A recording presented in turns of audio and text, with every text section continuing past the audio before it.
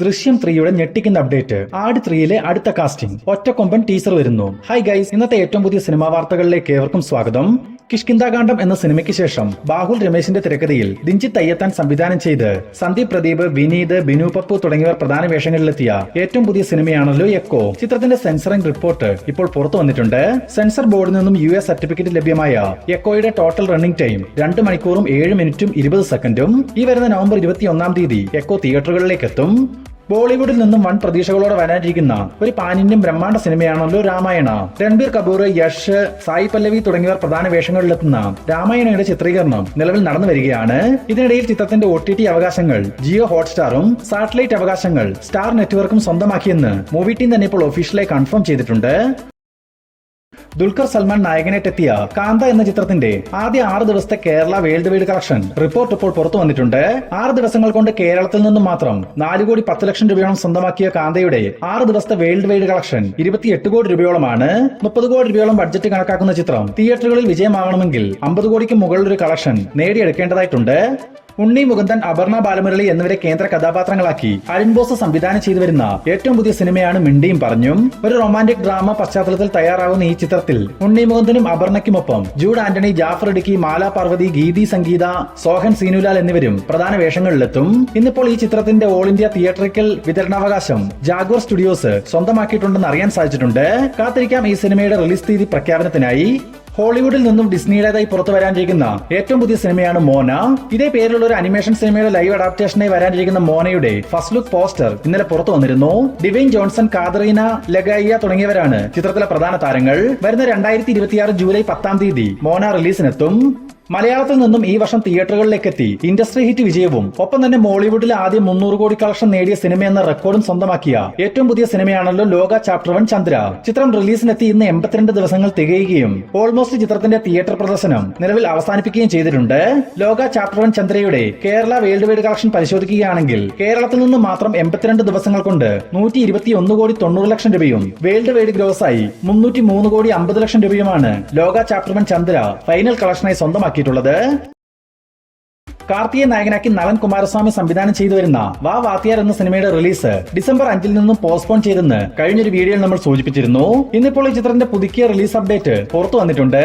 വരുന്ന ഡിസംബർ 12 വാ വാത്തിയാർ റിലീസിന് എത്തിക്കാനുള്ള തീരുമാനത്തിലാണ് മൂവി ടീം. കാർത്തിക്കൊപ്പം കൃതി ഷെട്ടി, സത്യരാജ്, ആനന്ദരാജ്, കരുണാകരൻ തുടങ്ങിയവർ പ്രധാന വേഷങ്ങളിലെത്തുന്ന വാ വാത്തിയാരിൽ ഒരു പോലീസ് ഓഫീസറുടെ വേഷത്തിലാവും കാർത്തി എത്തുക. റീസെന്റായി തിയേറ്ററുകളിൽ റീ റിലീസിനെത്തിയ ഒരു തെലുങ്ക് പാൻ ഇന്ത്യൻ സിനിമയാണ് ബാഹുബലി ദ എപ്പിക്. ചിത്രം ഇപ്പോൾ തിയേറ്ററുകളിൽ പ്രദർശനം അവസാനിപ്പിച്ചിരിക്കുകയാണ്. നിലവിൽ റീ റിലീസിൽ ബാഹുബലി എപ്പിക് നേടിയിട്ടുള്ള കളക്ഷൻ പരിശോധിക്കുകയാണെങ്കിൽ കേരളത്തിൽ നിന്നും 2 കോടി രൂപയും തമിഴ്നാട്ടിൽ നിന്നും 4 കോടി 50 ലക്ഷം രൂപയും കർണാടകയിൽ നിന്നും 3 കോടി 30 ലക്ഷം രൂപയും ആന്ധ്ര തെലങ്കാനയിൽ നിന്നും 23 കോടി രൂപയും ഹിന്ദി വെർഷനിലൂടെ മാത്രം 8 കോടി 45 ലക്ഷം രൂപയും ഓവർസീസിൽ നിന്നും 12 കോടി രൂപയും സ്വന്തമാക്കിയ ബാഹുബലി എപ്പിക്കിന്റെ വേൾഡ് വൈഡ് കളക്ഷൻ 53 കോടി രൂപയോളമാണ്.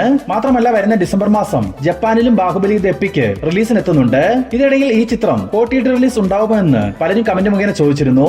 നിലവിൽ നമുക്ക് ലഭിച്ചിരിക്കുന്ന വിവരങ്ങൾ പ്രകാരം ബാഹുബലി ദ എപ്പിക് നെറ്റ്ഫ്ലിക്സിലൂടെ OTT റിലീസ് ചെയ്യുന്നുണ്ട്. എന്നാൽ ജപ്പാനിലെ ചിത്രത്തിന്റെ റിലീസിന് ശേഷം മാത്രമാകും ഇതിന്റെ ഒഫീഷ്യൽ പ്രഖ്യാപനം പുറത്തുവരിക. കവിൻ, ആൻഡ്രിയ തുടങ്ങിയവരെ കേന്ദ്ര കഥാപാത്രങ്ങളാക്കി നവാഗതനായ വികർണൻ അശോക് സംവിധാനം ചെയ്ത ഏറ്റവും പുതിയ തമിഴ് സിനിമയാണ് മാസ്ക്. നിലവിൽ ഇപ്പോൾ റിലീസിന് തയ്യാറെടുത്തിരിക്കുന്ന മാസ്കിന്റെ സെൻസറിംഗ് റിപ്പോർട്ട് ഇപ്പോൾ പുറത്തു വന്നിട്ടുണ്ട്.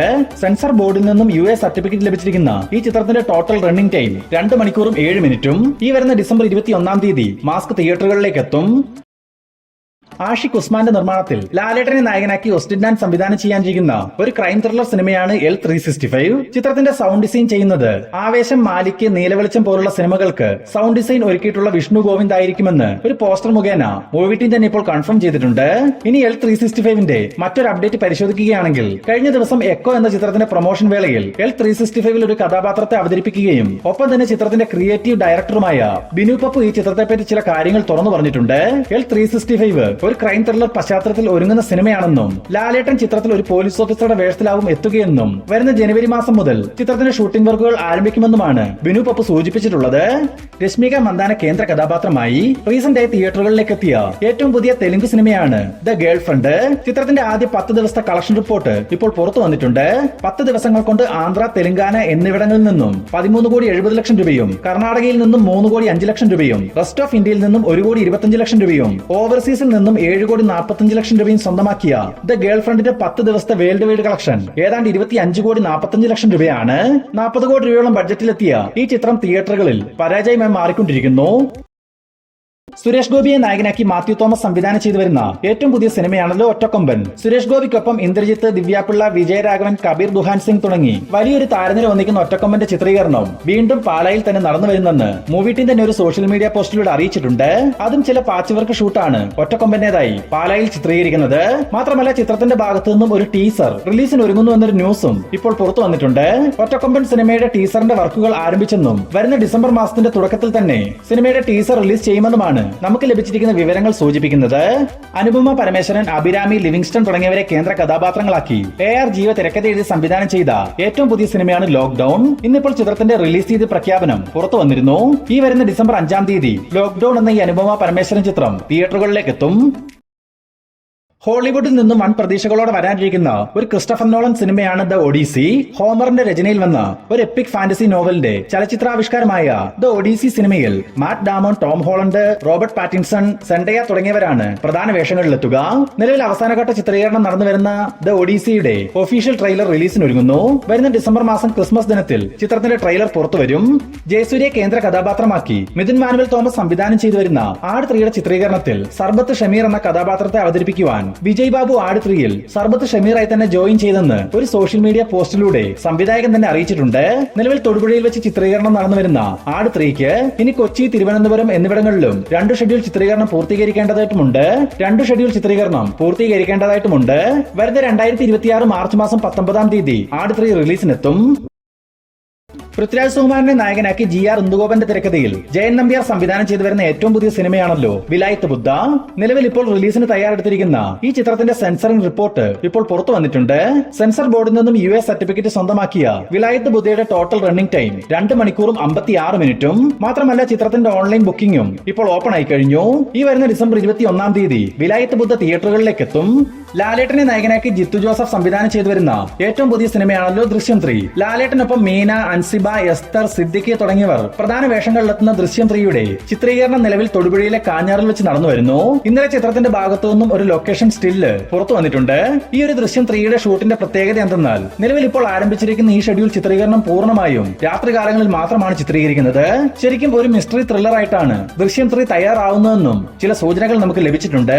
എന്തായാലും മിറാഷ് പോലുള്ള സിനിമകൾ ചെയ്ത് ചെറുതായി ഒന്ന് ഡൗൺ ആയി നിൽക്കുന്ന ജിത്തു ജോസഫ് ദൃശ്യം 3യിലൂടെ ഒരു വൻ തിരിച്ചുവരവ് നടത്തുമെന്ന് പ്രതീക്ഷിക്കുന്നു.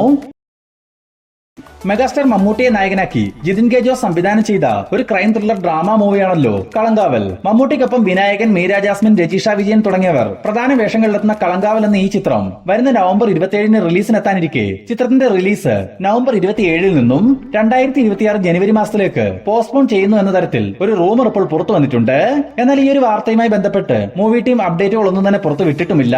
എന്തായാലും കാത്തിരിക്കാൻ സിനിമയുടെ ഭാഗത്തുനിന്നും വരാനിരിക്കുന്ന ഒഫീഷ്യൽ പ്രഖ്യാപനത്തിനായി.